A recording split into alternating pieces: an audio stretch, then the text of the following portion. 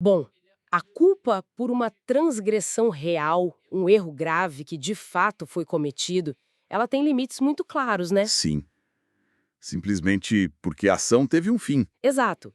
Mas a culpa por um desejo profundamente reprimido, tipo por aquilo que nunca aconteceu de verdade, essa não encontra fronteiras. É o peso do imaginário, com certeza. E isso, o fantasma desse quase, sabe, ele pode consumir a mente humana de forma muito mais agressiva do que um erro consumado. E então hoje, a nossa missão neste mergulho analítico é justamente criar o resumo e a análise psicológica do tão aguardado capítulo 8 de Amor Impossível. É um capítulo denso. Muito denso. Esse texto se tornou um verdadeiro estudo de caso sobre como o cérebro processa o peso esmagador de um romance emocional que luta com todas as forças para não se tornar físico. E sabe, a importância de examinar esse capítulo de perto, de fazer essa análise profunda, está justamente na subversão que o autor faz das nossas expectativas. Como assim? É que a gente é treinado pela ficção a procurar o clímax no movimento explosivo, né? Aquele beijo na chuva ou a mala sendo feita às pressas de madrugada. Ah, sim, o drama clássico. Exatamente. Mas a genialidade da narrativa aqui se apoia inteiramente na contenção. É uma dissecação muito precisa da anatomia da culpa e da erosão gradual dos limites morais também. Ao longo desta conversa, quem nos acompanhar vai perceber os mecanismos exatos que a mente usa quando está ali, sabe? Presa na fronteira entre a lealdade negociável e a tentação absoluta. Certo, vamos destrinchar isso então. A história retoma com Marcos e Gabriela finalmente fazendo a viagem de volta, de São Paulo para Taubaté. A famosa viagem do silêncio. Nossa, sim. E logo nos primeiros parágrafos o texto já estabelece uma tensão imensa sem precisar de uma única palavra de diálogo. A viagem demora muito mais do que o normal. Fica se arrastando. Demais. O Marcos reduz a velocidade sem justificativa nenhuma na estrada, ele prolonga as ultrapassagens, hesita. A imagem que me vem à mente, lendo essa lentidão proposital, é tipo a de algum tentando segurar um punhado de areia fina que escorre pelos dedos, sabe? Uma baita analogia. É bem por aí mesmo. Porque cada quilômetro vencido é um grão a menos daquela bolha de fantasia que eles criaram, e um passo inexorável em direção à gravidade da vida real. E essa analogia da areia, ela ilustra perfeitamente um conceito clínico que está operando ali com força total. O que a gente vê nessa estrada não é apenas uma hesitação romântica. Não. Não, é a manifestação física da dissonância cognitiva. Ah, interessante. É. Esse mecanismo psicológico acontece quando o cérebro tenta abrigar duas realidades ou crenças incompatíveis ao mesmo tempo, entende? O Marcos quer ser o marido leal que volta para casa, mas ao mesmo tempo ele quer permanecer naquele universo isolado onde só existem ele e a Gabriela. E o cérebro odeia isso, né? Detesta. O cérebro detesta essa fricção emocional profunda. E como a mente não consegue resolver o conflito interno ali de imediato, ela simplesmente paralisa o corpo. Reduzir a velocidade do carro é, no fundo, a resposta neurológica mais básica para adiar a necessidade de tomar uma decisão. Uau! Para decidir qual realidade vai prevalecer, claro. Exato. Mas olha, observando a cena que vem logo depois, essa tentativa de atrasar a realidade parece cobrar um preço altíssimo, porque quando o Marcos finalmente chega e vai direto pro chuveiro, ele tenta desesperadamente apagar a imagem da Gabriela no quarto do hotel na noite anterior. É uma cena muito forte. Muito. Lendo essa passagem, eu fiquei com a sensação de que ele tá sofrendo a culpa de um crime que ele nunca cometeu, sabe? Sim. O que me leva a pensar, não seria muito mais fácil se a mente dele simplesmente aceitasse que eles não fizeram nada de errado? Tipo, porque o peso do que não aconteceu esmaga ele tanto ali, debaixo d'água quente? Então, é porque a ausência de ação não significa ausência de intenção. Essa é a grande armadilha da moralidade humana. Nossa, que pedrada. Né? A culpa pelo não acontecido tem um poder de destruição absurdo porque ela lida com a imaginação. E a imaginação é infinita. É, não tem limite físico. Exatamente. Se eles tivessem cruzado a linha, tido envolvimento físico lá no hotel, haveria o peso do erro, claro, mas haveria a concretude do ato. O ato começa e termina. Faz sentido. Mas o problema que corrói o Marcos por dentro é justamente esse espaço em branco deixado pelo quase. O cérebro humano tem essa tendência natural de tentar preencher lacunas. Ah, então a mente dele fica projetando o que poderia ter sido. Isso, fica em looping, projetando o que poderia ter acontecido, transformando memórias não vividas em fantasias que são impossíveis de apagar com um simples banho. E essa projeção infinita cria um choque brutal quando eles finalmente estacionam na casa. Porque a vida real não dá tempo para que eles se ajustem, né? A Cláudia, a esposa do Marcos, já tá no portão antes mesmo de o motor desligar. Ela já está ali, super presente. Sim. E a recepção dela é fascinante de analisar. Ela é acelerada, enche o carro de perguntas práticas sobre os fornecedores, sobre as compras para a lanchonete, sorri o tempo todo. Tipo, ela é a personificação cristalina da normalidade. Totalmente alheio ao que está acontecendo. Exato. E eu percebo que a presença dela age quase como um agente químico, reagindo com aquela culpa silenciosa dos dois dentro do carro. É o princípio do contraste amplificador. A normalidade da Cláudia funciona como um espelho debaixo de uma luz muito forte. O cérebro do Marcos, inundado por toda essa culpa que a gente acabou de discutir, secretamente espera alguma forma de punição. Ou pelo menos uma desconfiança, né? Pelo menos isso. Mas quando a esposa recebe ele com uma absoluta confiança e banalidade, essa expectativa de conflito não se cumpre. Dá um tilt. Dá um curto-circuito. Psicologicamente, receber graça ou normalidade quando se espera um julgamento severo gera esse tilt. A inocência tão transparente da Cláudia faz com que o segredo deles pareça muito mais intrusivo, muito mais sujo, sabe, do que se ela estivesse com uma postura inquisidora. Ah, entendi. É por isso que aquele silêncio constrangedor domina os dias seguintes, então. Eles sentem necessidade de pisar em ovos, porque perceberam o quão desprotegida a Cláudia está diante do que eles construíram na própria cabeça. Isso mesmo. E esse peso constante do não acontecido, somado a essa culpa silenciosa, cria um ambiente incrivelmente instável, prontinho para reagir à menor mudança de cenário, né? Como uma bomba relógio. Exatamente. O que nos conduz a uma transição narrativa fundamental no capítulo. A estrutura de contenção que eles criaram depende inteiramente das barreiras externas, tipo a presença da Cláudia e a rotina da cidade. Mas a história vai lá e remove essa barreira principal. O destino intervém. E intervém bonito. Faltando uma semana para inaugurar a lanchonete, o pai da Cláudia adoece em Itajubá, no sul de Minas. Ela viaja numa terça-feira super chuvosa e acaba deixando o Marcos e a Gabriela completamente sozinhos para finalizar a obra. A remoção abrupta dessa fronteira social externa, sabe, ela força os personagens a dependerem exclusivamente das suas próprias fronteiras morais internas. Que já estavam fraturadas. E já sabíamos que estavam fraturadas. É o ambiente perfeito para a escalada do risco. Nossa, sim. E aqui eu preciso trazer uma teoria que eu formulei lendo essa parte. Porque a reação inicial do Marcos me deixou, assim, muito intrigada. O que você notou? Bom, quando a esposa sai, ele fica lá, sozinho na cozinha. O texto detalha que ele sente uma preocupação genuína com o sogro, mas depois ele sente uma culpa por algo difuso e, por fim, admite um pensamento que o próprio texto classifica como vergonhoso. A constatação da semana inteira, né? Isso, a constatação de que ele e a Gabriela terão uma semana inteira completamente sozinhos. A minha primeira leitura foi achar que o Marco estava operando com uma certa hipocrisia clínica ali, sabe? Como assim hipocrisia? Tipo, ele performa aquela tristeza pela doença, mas lá no fundo tá comemorando a oportunidade. Como é que a psicologia explica essa fratura tão rápida entre o dever moral e o alívio imediato? Olha, eu não diria que é hipocrisia. É mais a anatomia da repressão sendo desfeita ali em tempo real. O que a gente está observando é um conflito de instâncias mentais. Tá, me explica melhor isso. O primeiro sentimento, a preocupação, é o que a gente chama de resposta do eu ético, ou do superego. É o cérebro processando a informação da doença e gerando aquela emoção socialmente exigida para a situação, entende? A postura correta. Isso.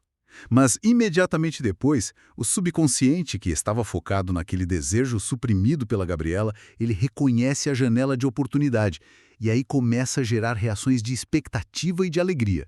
E a culpa entra onde? A culpa que ele sente bem no meio desse processo é justamente o alarme do cérebro. O cérebro está sinalizando que é imoral sentir alegria diante da dor de um familiar. O pensamento vergonhoso é o exato momento em que a repressão falha definitivamente e ele acaba aceitando o desejo que tem. Ah, compreendo. Isso muda bastante a perspectiva, porque transfere a culpa de uma hipocrisia consciente para um mecanismo de defesa que simplesmente falhou. Exatamente. E a prova de que essa defesa desmoronou total está na forma como a rotina deles se estabelece nos dias seguintes. Porque a narrativa foge muito do óbvio ali. Foge mesmo. Não tem um salto imediato para um envolvimento físico apaixonado só porque eles estão sozinhos agora. O que acontece é a construção muito minuciosa de uma domesticidade clandestina. É uma intimidade silenciosa. Total. Eles passam a compartilhar cafés improvisados, sentam no chão cheirando a tinta fresca e madeira nova para conferir as notas fiscais da reforma. É uma proximidade extremamente banal. Extremamente. Mas eu me pergunto e pergunto a você, sentar no chão e somar recibos não é exatamente um jantar à luz de velas romântico? Por que o autor gasta tanto tempo construindo essa rotina maçante? Onde mora o verdadeiro perigo aí? O perigo mora exatamente na banalidade. Pensa bem. Uma transgressão física rápida e passional, ela pode ser isolada pela mente como um erro, um deslize de momento motivado puramente pela biologia. Um acidente de percurso. Exato. No entanto, o que eles estão construindo ali, somando recibos, dividindo aquele café frio, é intimidade emocional estrutural. Uau! Ao compartilhar o peso da rotina mundana, eles estão fundindo as identidades deles de uma forma muito mais profunda do que se estivessem apenas dividindo uma cama. É quase como se estivessem ensaiando um casamento. É perfeito, é isso mesmo. Eles passam de pessoas com atração mútua para parceiros de vida, mesmo que num microcosmo isolado. É nesse momento que ocorre a troca de vulnerabilidade, sabe? E isso pavimenta o caminho para um laço dificílimo de ser desfeito depois. Isso fica muito nítido nos pequenos detalhes que passam a ser notados por eles. Durante esses dias de obra, o Marcos passa a reparar que a Gabriela tem um riso super específico para esconder o nervosismo e nota como ela aperta os lábios quando quer camuflar uma tristeza. Ele começa a ler a Gabriela. Exatamente. E do outro lado, a Gabriela passa a enxergar uma faceta do Marcos que a própria esposa dele parecia desconhecer. Aquele vazio existencial, né? Isso. Ela nota uma solidão profunda nele, uma postura de quem vive esperando por algo que a rotina tão confortável do casamento não entrega. E aí ela deixa de ser só a colega ou a tentação e se torna possivelmente a única pessoa que realmente faz a leitura correta de quem ele é. O que é extremamente poderoso. E essa intimidade que precipita a transição crucial da história lá na véspera da inauguração. Exato. É quando a proximidade forçada meio que destrói as barreiras mentais defensivas. E o envolvimento deles deixa de ser passivo, né? O que prepara o terreno para uma escolha muito deliberada. Uma escolha que ganha forma na cena do convite para o jantar. Nossa, essa cena. A lanchonete já está finalizada, a cidade mergulha naquele silêncio confortável de fim de tarde no interior. E aí o Marcos convida a Gabriela para saírem dali, para terem um jantar real, fora daquele chão da obra. E ela hesita. Obviamente. Ela hesita e diz algo tipo: acho que a Cláudia não entenderia muito bem. E é então que o Marcos profere uma linha que simplesmente altera todo o eixo narrativo do capítulo. Ele responde: ela não precisa saber. Uma frase fatal. Muito. A minha leitura dessa frase é que ela funciona como a criação de um cofre mental, sabe? Até ali, ele só dividiu uma rotina que calhou de acontecer. Uma conveniência do destino. Isso. Mas quando ele diz isso, é o início da omissão ativa, onde eles ativamente concordam em trancar o resto do mundo de fora da equação. Faz sentido tratar essa linha de diálogo como o verdadeiro início do caso amoroso. Faz absoluto sentido, porque até esse instante verbalizado, o Marcos e a Gabriela poderiam facilmente argumentar para si mesmos que eram apenas vítimas das circunstâncias geográficas. Podiam usar a churra como desculpa, né? Sim, eles poderiam dizer aos seus próprios tribunais internos que a chuva e a doença os prenderam ali, mas a frase "ela não precisa saber" destrói essa defesa. Derruba o muro. Nesse exato segundo, o Marcos oferece para Gabriela um pacto de ocultação. Ele desenha uma fronteira muito clara.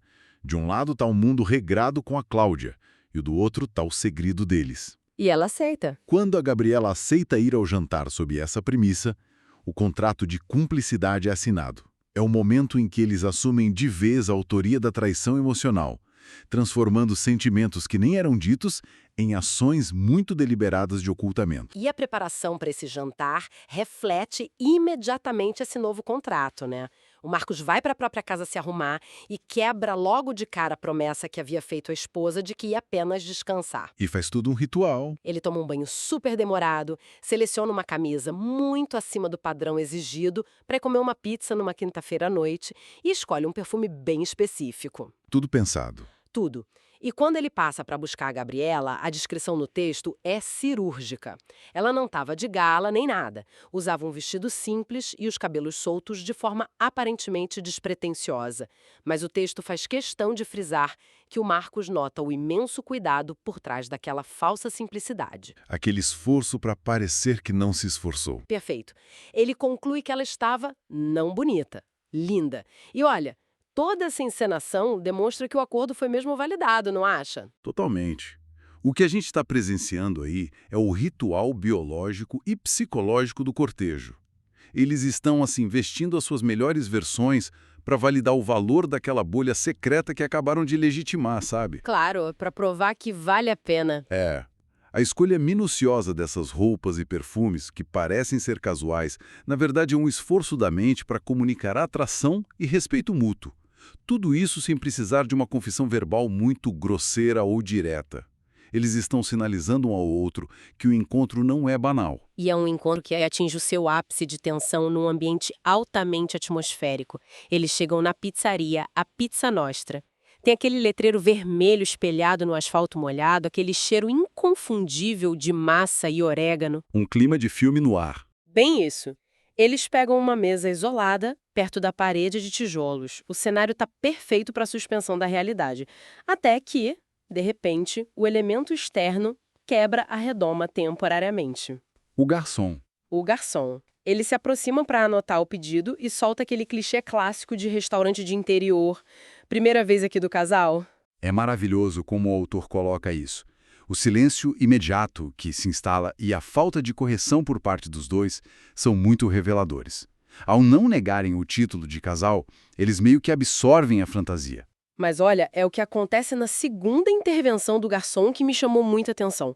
Porque o Marcos pede uma pizza super exagerada, com batatas e tudo, e o garçom tenta fazer graça dizendo: "Nossa, o Romanço tá com fome hoje, hein?" Uma piada super banal. Sim, mas o clima desmorona instantaneamente na mesa. O olhar da Gabriela endurece e ela rebate de uma forma bem ríspida, dizendo: "Desnecessário isso, que audácia." Lendo isso, eu confesso que achei a reação dela exagerada. Ah, você achou? Pra mim, parecia só aquele nervosismo clássico, sabe? De alguém que tem pavor de ser pega no flagra fazendo algo errado.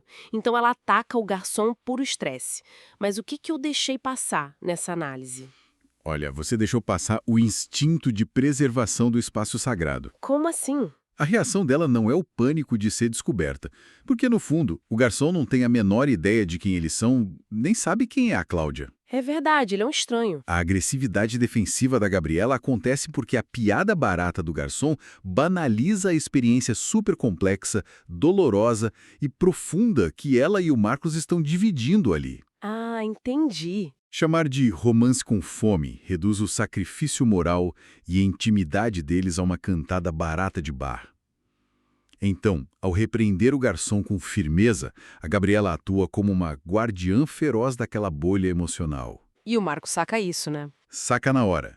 Ele percebe essa defesa instintiva e isso o afeta profundamente. Ele entende justamente através dessa hostilidade dela para com o mundo externo que a lealdade dela está ancorada nele. E no que eles criaram? Uau, isso é fascinante. Faz todo sentido agora. E essa defesa do espaço sagrado meio que explica a facilidade com que eles desmoronam nas confissões logo em seguida. Sim, abre as comportas. Porque com as taças de vinho servidas, a vulnerabilidade toma conta total da mesa. O Marcos, num tom muito baixo, quase sussurrando, finalmente verbaliza a essência de tudo aquilo. Ele diz: "Eu gosto muito de estar com você." Uma frase simples, mas devastadora ali. Devastadora. Ele confessa que aqueles dias de trabalho forçado foram, na verdade, os melhores que ele viveu em anos. E a Gabriela ouve isso e responde com uma expressão que o autor define como uma mistura indissociável de ternura e tristeza absoluta. Ela admite que também esperava por isso e que era o que ela mais queria. Essa dualidade na expressão dela, sabe? Essa mistura é um indício claro de que o choque de realidade está se aproximando em alta velocidade. É a ficha caindo. Exatamente. A ternura vem da alegria imensa de ver o seu amor correspondido, mas a tristeza absoluta surge do reconhecimento cognitivo de que a estrada deles possui um fim abrupto. Ela aceitou o jantar, aceitou a cumplicidade, mas lá no fundo ela já enxerga a barreira de concreto contra a qual eles estão prestes a colidir. E é uma colisão que toma forma física na cena final do capítulo, que para mim é indiscutivelmente o ápice da tensão dessa narrativa toda. Sem dúvida. Eles saem do restaurante super tarde da noite. Uma garoa fina cai sobre Taubaté, mergulhando a cidade num silêncio úmido, isolado. O Marcos dirige propositalmente devagar, esticando os últimos minutos ao máximo. Tentando segurar a areia de novo. De novo. E então o carro para obrigatoriamente num semáforo fechado na Avenida Independência. A luz vermelha do sinaleiro inunda todo o interior do carro e bate no rosto deles. Para mim, a presença dessa iluminação avermelhada pulsando ali no painel atua como uma metáfora visual inegável. Muito poético e simbólico. Sim, é o limite do aceitável se manifestando fisicamente, sabe? O sinal vermelho do universo exigindo a parada brusca antes do precipício moral deles. E a escolha do ambiente externo refletindo a paralisação interna deles não é nada acidental. Eles chegaram ao limite físico, onde a omissão passiva precisa se tornar uma ação definitiva. Ou vai ou racha. Exato. Avançar significa destruir o mundo antigo, mas ficar parado ali significa aceitar o fim desse mundo novo. E a tensão dentro da cabine do carro se torna, muito sufocante. Eles se olham em silêncio sob aquela luz vermelha. É quando Marcos arrisca tudo, perguntando bem devagarzinho: "Você quer mesmo que eu te deixe em casa?" Ele testa o limite. Testa. A Gabriela toma um fôlego longo, vira o rosto para a janela molhada e sussurra não. Eu não queria ir para casa agora. É uma confissão de peso. Essa confissão carrega uma potência imensa, mas o Marcos decide pressionar ainda mais o limite e devolve a pergunta central: então por que vai? E a resposta dela corta o ar rarefeito e atua tipo um disjuntor de alta voltagem, desarmando todo o sistema de energia antes que a casa inteira pegue fogo. A resposta dela encerra o ciclo analítico de toda essa repressão que a gente vem comentando. Ela diz: porque tem a Cláudia. E ela complementa: eu não posso fazer isso com ela. E esse diálogo, ele configura o clímax emocional absoluto, porque ele redefine toda a tragédia romântica da cena, sabe? De que forma? O impacto avassalador desse veto final é que não se trata de uma recusa baseada na falta de paixão, ou no medo de ser punida, ou sequer falta de coragem. O Marcos compreende naquele exato milissegundo que a vontade da Gabriela é colossal e totalmente alinhada dele. O desejo tá todinho lá. O desejo está lá latente, mas a bússola moral dela se provou inflexível. É o que a gente chama na psicologia de veto empático. Veto empático, perfeito. O amor deles não é impossibilitado pela ausência de atração química, mas por uma empatia esmagadora por um terceiro invisível. A esposa. A Cláudia está a quilômetros de distância dali, mas o peso moral da existência dela ocupa todos os espaços de dentro daquele carro. O dever humano de não destruir uma pessoa inocente superou a pulsão de viver a fantasia. Uau! Isso estabelece uma ironia trágica que é belíssima. Para amarrar a complexidade deste capítulo, a conclusão mais forte que a gente tira das fontes que analisamos é de que a total ausência de um toque físico, o fato de nenhum beijo sequer tenha acontecido, não diminui em absolutamente nada a densidade desse envolvimento. Pelo contrário, até aumenta. É justamente o contrário. O fato de terem caminhado conscientemente até a beira extrema do precipício e, no último segundo, terem decidido recuar por compaixão pura é o que confere a esse romance uma intensidade quase mítica, entende? A contenção contínua gera muito mais poder emocional do que a simples consumação carnal. Com certeza. E esse é o valor permanente de estudar dinâmicas como essa para quem nos ouve. O choque direto e brutal entre a intensidade do desejo íntimo e a rigidez do dever ético. Sabe, essa é a verdadeira essência da condição humana sob pressão. E é muito universal. Demais. Em algum momento da vida, Quase todo mundo se encontra sentado numa encruzilhada metafórica como essa, iluminado pela mesma luz vermelha, tendo que decidir se avança sobre o que tanto quer ou se preserva o que é certo. E para encerrar o nosso mergulho analítico de hoje, deixamos uma reflexão silenciosa para quem acompanha a gente. Algo para ecoar na mente após o fim desta análise. Uma provocação final. Isso. Nós passamos este estudo inteiro dissecando o peso imenso da culpa que o Marcos e a Gabriela carregaram pelo segredo do quase. Pela cumplicidade de ocultarem aquele jantar da Cláudia. O que fica agora é uma pergunta inevitável. Se o cérebro processa o luto da possibilidade não vivida de forma tão severa e infinita, E a gente viu que o processa, né? será que ao tomarem a nobre decisão de poupar a Cláudia da destruição de um romance consumado, eles não acabaram se condenando, exatamente ali naquele sinal fechado, a passar o resto dos seus dias assombrados pelo fantasma invencível desse quase? Fica o questionamento. Até a próxima, pessoal!